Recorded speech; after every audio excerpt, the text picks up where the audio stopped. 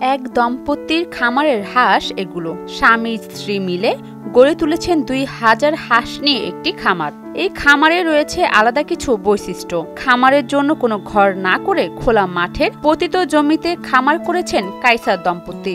সাধারণত হাঁস খামারে পালন করলে বাজার থেকে চড়া দামের ফিড কিনে খাওয়াতে হয়, কিন্তু এই দম্পতি খামারে কোনো খাবার কিনে খাওয়াতে হয় না। পতিত জমিতে পালন করায় পোকামাকড় খেয়েই বড় হচ্ছে এই হাঁসগুলো। বিশেষ করে আমরা দেখলাম নেত্রকোনা কিশোরগঞ্জে ব্যাপক হাঁস হতো, সেটা হচ্ছে হাওড় অঞ্চলে। তাদের উৎসটা ছিল তারা বিনা টাকায় মানে বিনা উৎপাদন কষ্ট ছাড়াই তারা এই টাকা মানে সংগ্রহ করে হাঁসগুলা পালন করতে পারতো। কিন্তু এখন আমাদের যেহেতু জমিতে ধান কাটার পরে ২.৫ থেকে ৩ মাস জমিগুলো পড়ে থাকে, এই সময়ের মধ্যে হাঁসগুলোকে যদি পাথারে ছাড়ে দিয়ে বিনা কোনো খাবার খরচ ছাড়া ১ কেজি খাবার যেখানে ৫০ থেকে ৫৫ টাকা একটা হাঁসকে খাওয়ানো উচিত, সেখানে টাকা ছাড়াই ওই জমিগুলোতে ধান, শামুক, মাছ এগুলা খায় এই হাঁসগুলা লালন পালন হয়। এতে করে অর্থনৈতিকভাবে অনেক মেধাবী গরিব ছেলেরা স্বাবলম্বী হচ্ছে।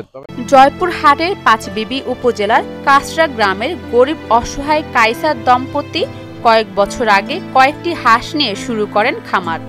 বর্তমানে তাদের খামারে ২,০০০ হাঁস রয়েছে।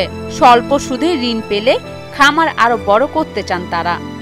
আমার কোনো জমি নাই, কি হাঁসের কি মুরগির একটা খামার করব সেই জায়গাটাও নাই। আমি প্রত্যেক বছর চৈত্র মাসে হাঁস ২,০০০ উঠার পর ২১ দিন ভরা মাঠে বাড়িতে রাখি মাঠে ছাড়ে দিয়ে ইরি ধান কাটার পর আমার মাঠে ২ মাস জমিটা পড়ে থাকে। ওই ২ মাসে আমি এই ২,০০০ হাঁস লালন পালন করে জীবিকা নির্ভর করি। ধান খায় ২ মাস পালে বিক্রি করি।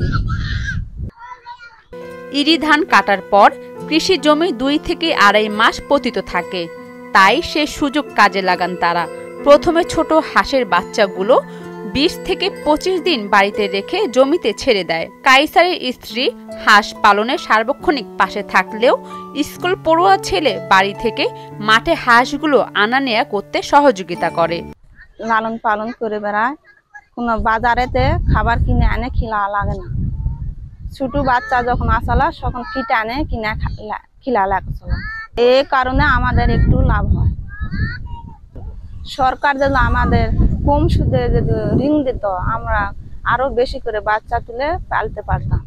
প্রাণী সম্পদ অফিস থেকে প্রয়োজনীয় ওষুধ সহ সব ধরনের পরামর্শ ও সহযোগিতা করা হচ্ছে জানালেন এই কর্মকর্তা। উপজেলায় বর্তমানে প্রায় ২০০-এরও অধিক হাঁস পালনকারী বা হাঁসের খামারি আছেন।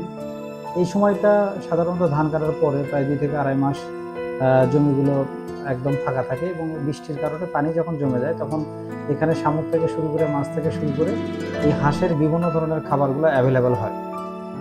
এই খাবারগুলো খাওয়ার কারণে খামারিদের যে তাদের ফিড কেনার যে অতিরিক্ত যে খরচটা, এই খরচটা হয় না, যার কারণে লাভটা অনেক বেশি হয়। সেকেন্ডলি আমরা যারা গ্রাহক আছি, যারা আমরা এই হাঁসের মাংসটা খাই বা এই হাঁসগুলো যখন ডিম দেয় ডিমটা খাই, আমরা একটা অর্গানিক খাবার পাই, যেখানে কোনো ধরনের ঔষধ বা কোনো ধরনের কোনো কিছু ব্যবহার করা হয় না।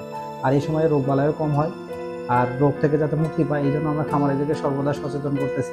তাদেরকে বিভিন্ন ধরনের ভ্যাকসিন থেকে শুরু করে কীটনাশক থেকে শুরু করে এগুলো আমরা আমাদের দপ্তর থেকে সরবরাহ করার চেষ্টা করতেছি। কায়সার দম্পতির এমন হাঁসের খামার হতে পারে অনেকের জন্য অনুপ্রেরণা। অরিন সুলতানা, মোহনা ডিজিটাল।